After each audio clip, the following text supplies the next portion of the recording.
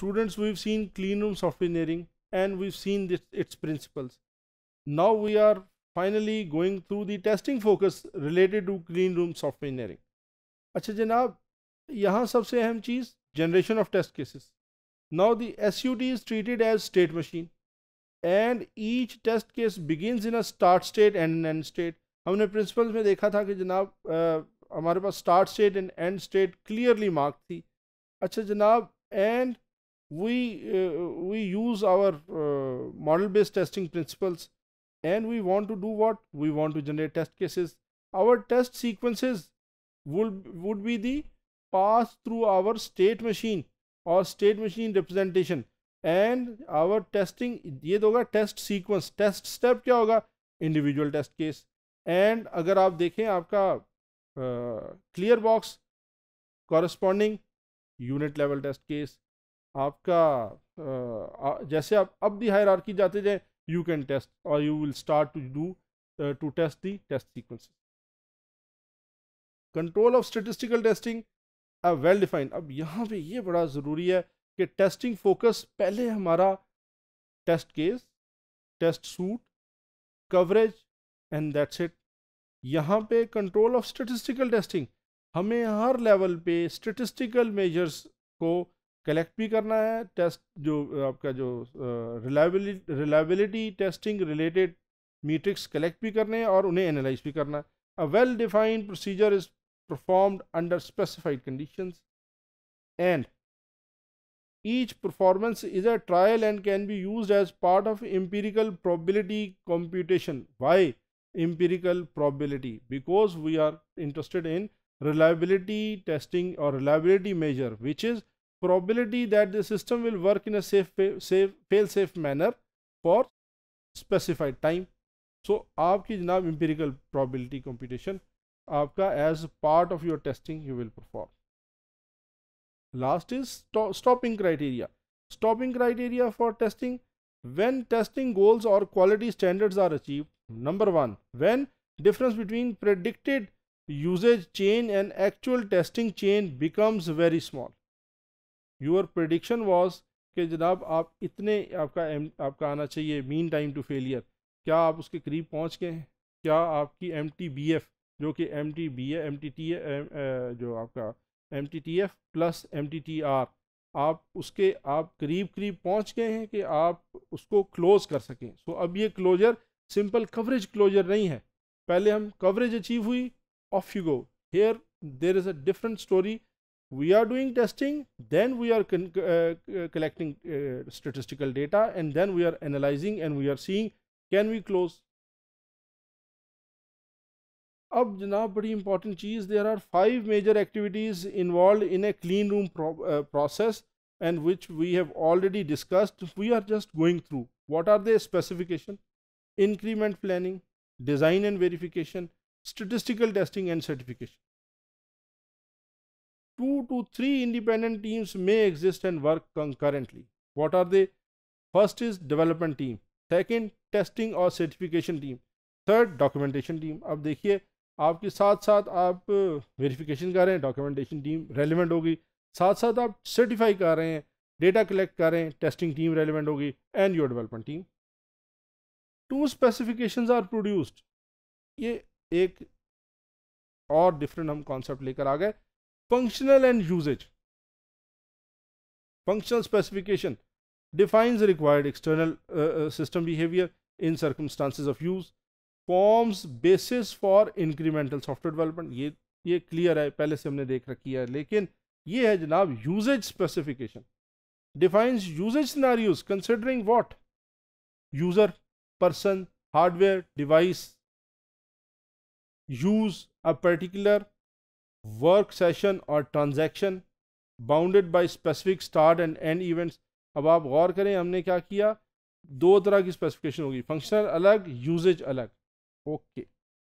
Environment, platform, OS, environment, system load etcetera, forms the basis of statistical testing. अब आप इस पे वैसे ही आप देख सकते हैं कि आपकी फंक्शनल आपकी स्पेसिफिकेशन अलग थी, उसने आपका फंक्शनल टेस्टिंग के लिए, और ये जो बाकी आपने यूजेज सिनारियोज यूज इट, आपके forms basis of statistical testing.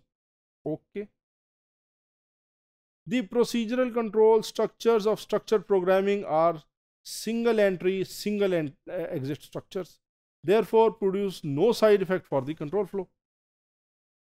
Okay, when it executes, gives control structure simply transforming data from input state to an output state.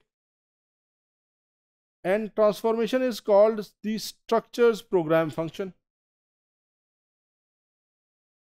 अच्छा जी, प्रोड्यूसेस नो साइड इफेक्ट, ये हम पहले कर चुके हैं.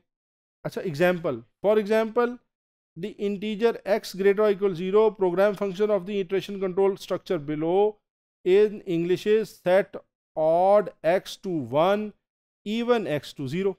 अब ये हमने इसकी एग्जाम्पल देख ली. So in designing ClearBox, we define an intended function, we then refine it into a control structure and we get a new intended function. Intended functions are recorded in design and are attached to the corresponding control structure. So ClearBox are composed of finite number of control structures, ये बात पहली आ गई, each of which can be checked for correctness against its intended function. यहाँ तक तो हम आ गए कि हमने जनाब एक सिस्टम इंप्लीमेंट हो गया to verify correctness of each control structure. अब क्या करेंगे? We derive its program function actually computes and compare it to the intended function as recorded in the design. अब आप देख लिए आपकी फॉर्मल मेथड्स भी रेलिवेंट हो गए, टेस्टिंग भी रेलिवेंट हो गई और साथ ही साथ आपकी स्टेटिस्टिकल मेजर्स भी आने शुरू हो गए. अच्छा, दिस कॉरेस्पॉन्ड्स टू टेस्ट के structure we have already studied.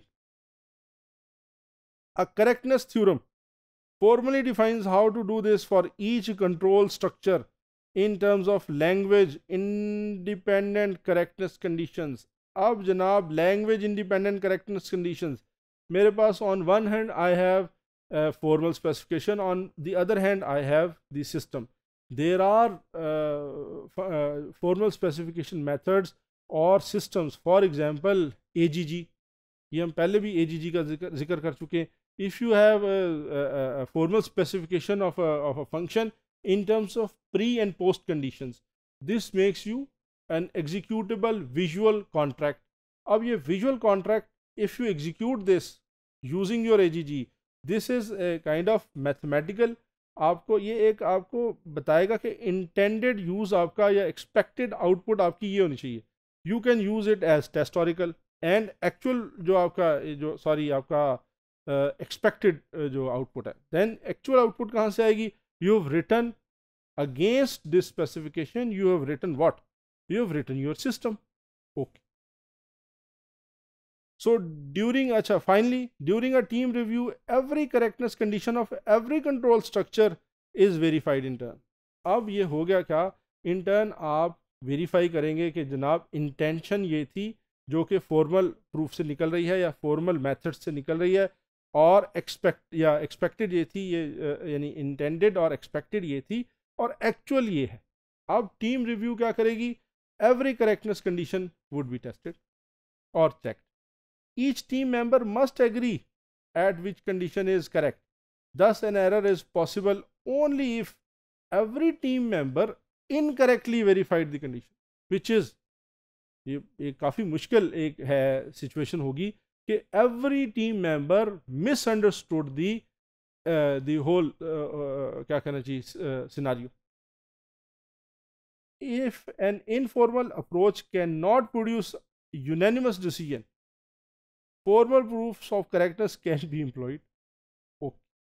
And this is more efficient and produces better code. अब code बेहतर होगा, लेकिन the side effect or the issue could be कि how well we are in defining the system using mathematical terms or mathematical notations. Testing software according to the way user intend to. अच्छा, अब ये हो गया. अब जनाब हमारा interest क्या है? The certification team's goal is not to debug but to certify. अब यहाँ पे ये बड़ी इंपॉर्टेंट बात आ गई. सर्टिफिकेशन टीम डीबगिंग के लिए नहीं बैठी कि जनाब अच्छा यहाँ से आया तो यहाँ सिस्टम गया. नहीं, नॉट एट ऑल.